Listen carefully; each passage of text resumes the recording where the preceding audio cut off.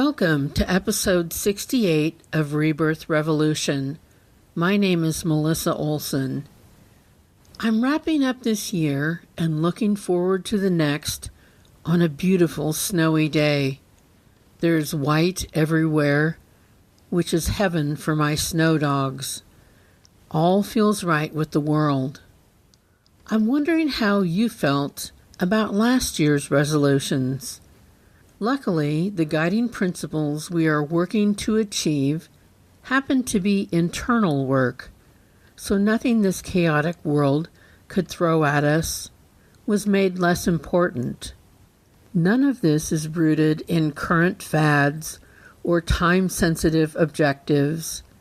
This is the eternal work that we are all here to do. I saw an ad for a 2021 planner and had to laugh. Imagine thinking that we could just write things down and they would happen.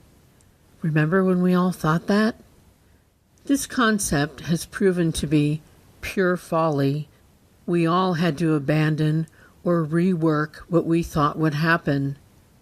2021 does not show signs that it will be much different. We can have overarching goals, but the timetable is not within our control. So let's see what we can add to that list or refine. Number 1, own your state of mind and reactions. Have tools figured out in advance for those moments when you need them. 2, end what needs to end so you can make room for what is coming. 3, practice radical gratitude, being thankful for all you have and all you have lost. 4, be engaged in the ways you can to help keep us out of trouble. We have now discovered that we are one bad leader away from a total nightmare. We must stay involved in a way that will keep us out of that kind of danger. We must learn the lessons this episode has offered so it doesn't happen again. 5, do what you feel compelled to do, focusing on the doing instead of the outcome. 6, use the time when you can't do what you thought you were going to do to improve your skills. Be ready to come out of the gates, whenever that occurs, more prepared to take on the task. Refine your skills and make your mission undeniable. 7, realize and accept the boundaries of your influence. You can only control yourself. 8, cultivate the ability to give yourself what you wish others had given you.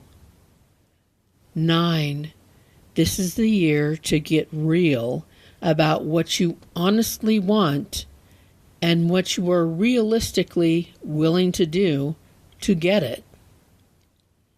10, this is the year when we will seek and utilize assistance from unseen sources. 11, this year we will volunteer to be the highest level of help we can be in every moment, which may be as simple as a smile, the willingness to listen without commenting, or to embody calm in a chaotic situation. 12, we will continue to move in the direction of feeling nothing but love and compassion for ourselves and others.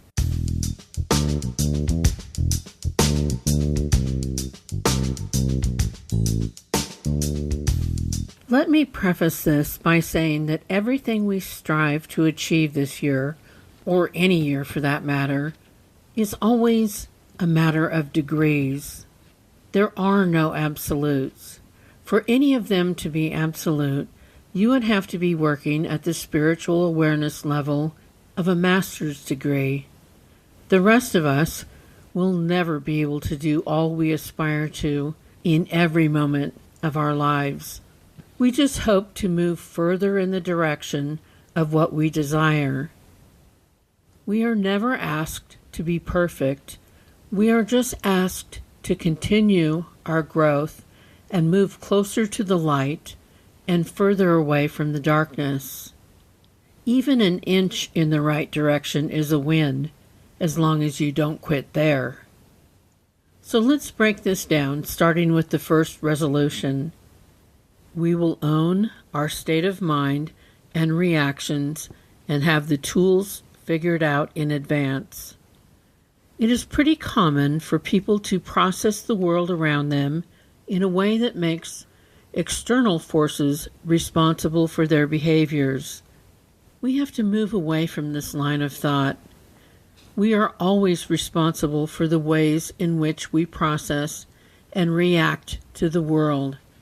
It is not the spiritually responsible position to say that someone made you blow up, or someone said or did something that left you undone.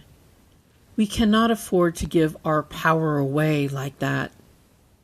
People and events outside of us are going to do what they do. That is how life works. Everyone is just playing out their own lessons, behaving in ways that make sense to them. The shift we need is to take all that input and run it through the filter that asks if it is something meant for us or just something the outside world is doing. We need to separate our lessons from the lessons of others. We are here to have all the experiences, and sometimes we are the bug, and other times we are the windshield. The interactions we have with others can sting or crush, ranging from petty slights to attempts to strip us of our humanity. No one is immune from these events. They are opportunities for growth for all involved. There is a saying that everyone is someone's monster. This is because you cannot control how others process life. Others may feel that you have done something to them that you never knew you did. Sadly, they may carry this burden for a lifetime when you are completely oblivious. I remember being told that a woman thought I hated her because I didn't talk to her in a group setting. The reality was that I just didn't even think of her. There were so many people present who I needed to catch up with that I just never ventured to the other side of the room. But she processed that as a major slight that was fueled by strong negative feelings on my part. There were no strong feelings on my part. My existence triggered something in her that may have been some sort of pattern that was established long before that event, a pattern that had nothing to do with me. But I was her monster. I made her feel a certain way, a way that I never intended. It's important to remember that every person thinks they are right in every interaction that they have with others. Everyone thinks they are the good guy, the hero, or at least the victim. It is rare that we tell ourselves or anyone else a version of the story that makes us the bad guy. Everything is open to interpretation, and we are adept at twisting the narrative until it suits our needs. We can always add shading, leave out important parts of the conversation, or add justifications as needed. We are also good at pulling up any and all history that would support our feelings and reactions. Everyone is wired this way, yet we are all surprised when we are embroiled in one of these messes. We are also wired to be egocentric. I'm sure there have been times when I thought people thought something about me when they weren't thinking of me at all. It was just a story I told myself, one that fit neatly into whatever narrative I had constructed.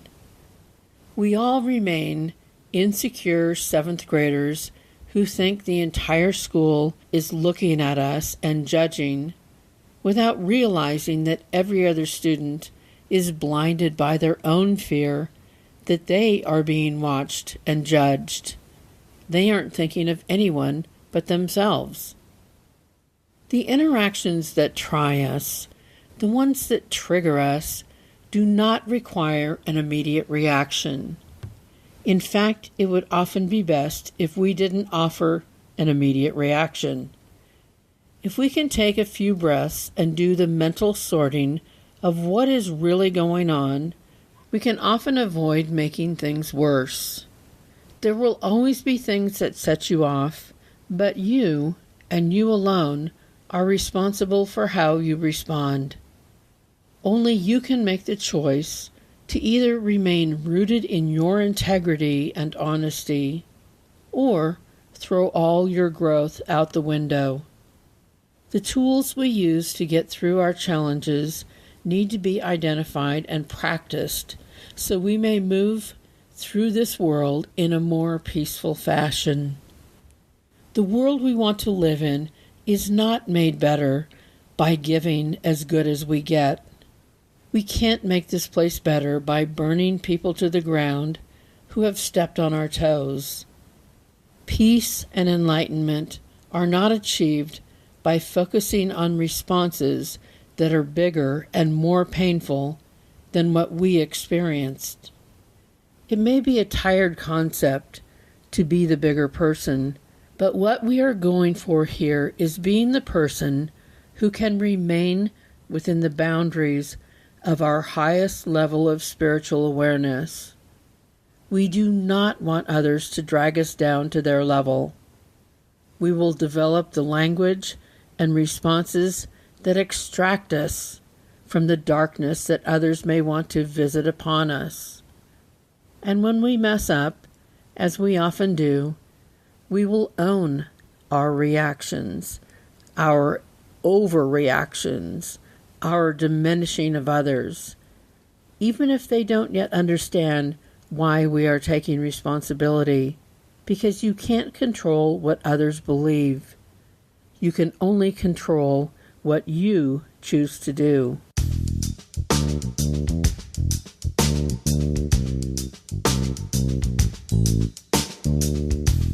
Resolution number 2. End what needs to end so you can make room for what is coming. Your time here in this school is a long string of experiences and relationships that move you where you need to go. Every experience and relationship has a beginning, middle, and an ending. We need to shift our thinking away from the concept that anything that has an ending is a failure. It is not. It is just a completed experience. Many people throw their growth away by trying to avoid an ending. They can hold others captive with that fear.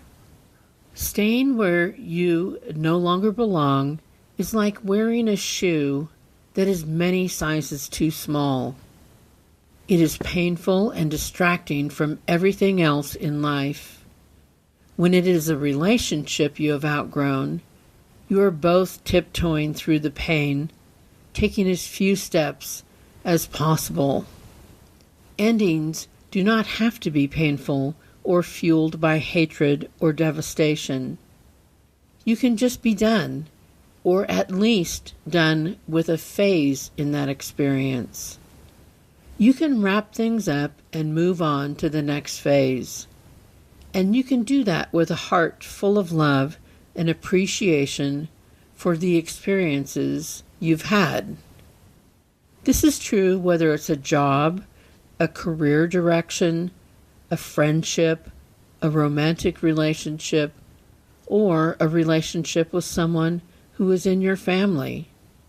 Anything that has you stuck in a place that no longer allows you to grow or does not let you live the life you want to live or be who you need to be becomes a roadblock to you and a place of misery for everyone else involved. The only caveat I will add here is that this is not applicable if you are an adult who is raising a child. As a parent, you are tasked with figuring out how to do it better, how to grow into a healthier relationship with your child. Either of you may decide, once the child is grown, that you cannot be in a close, connected relationship, but you cannot bail on them when they are children. That is just way too damaging, and it will stunt rather than advance the growth for both of you. If you are a parent, you must do everything in your power to raise your child with love and stability. In all the other scenarios, it is your job to figure out if and when you are done. You need to honestly assess whether the current status is damaging you and others, or whether there is a healthy way forward. It is indeed rare for one job or one relationship to contain within it all the lessons you need to grow to a higher level. It is unwise to assume that any one relationship or one job can be everything that you need. That's not reasonable. It is also unreasonable to assume that everyone around you will grow at the exact same pace. But you will no longer look for others to validate you or make your experience what you need it to be. Your job is to seek out what can facilitate your growth and glean from those circumstances and people what you need to move forward. Don't assume that they only have value if they never end. If you are truly at the end of an experience, you know what that feels like. It's miserable. It's suffocating.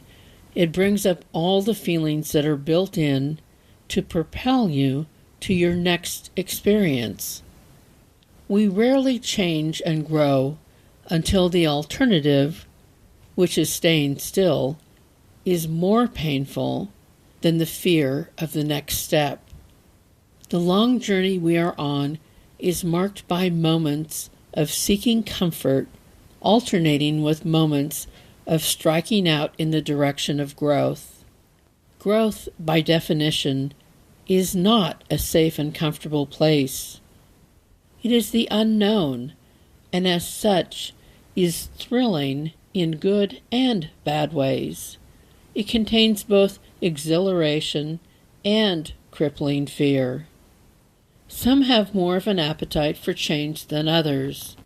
You need to respect the pace at which you can do things. You have your own wiring and your own thresholds for dealing with the unexpected. The pandemic has revealed to many that they needed to make changes that they had been avoiding.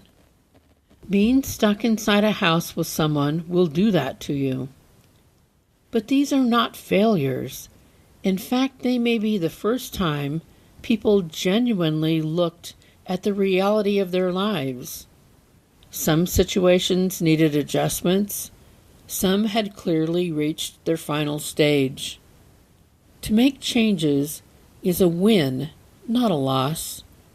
It is our responsibility to deal with cold, hard reality.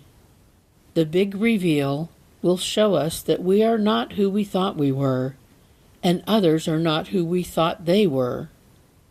Our daily existence, pre-pandemic, had a way of shielding us from that fact. We could stay busy enough, distant enough, to keep things in motion, but our wish is to leave this pandemic with a greater alignment with what we need to be doing and who we need to be doing it with. To ignore these facts is to keep us from the greater things that are to come. We need to be clear and ready for what is coming next, because it's going to be magnificent.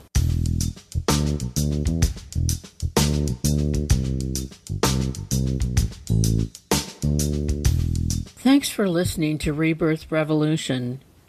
We can't know what the new year will look like, but we can solidify our approach. We can hone our skills in a way that will see us through whatever this year throws at us. Next week we will continue with the explanation of the resolutions for the new year. Join us. If you think this would be of interest to someone, please pass it along. Until next week, observe how you react to the world. Observe the stories you tell yourself. Figure out who you want to be when the gates swing open. And wear your mask. Remember, you are loved exactly as much as every other person on the planet. Not 1 ounce more or 1 ounce less. Stay strong and safe and resilient.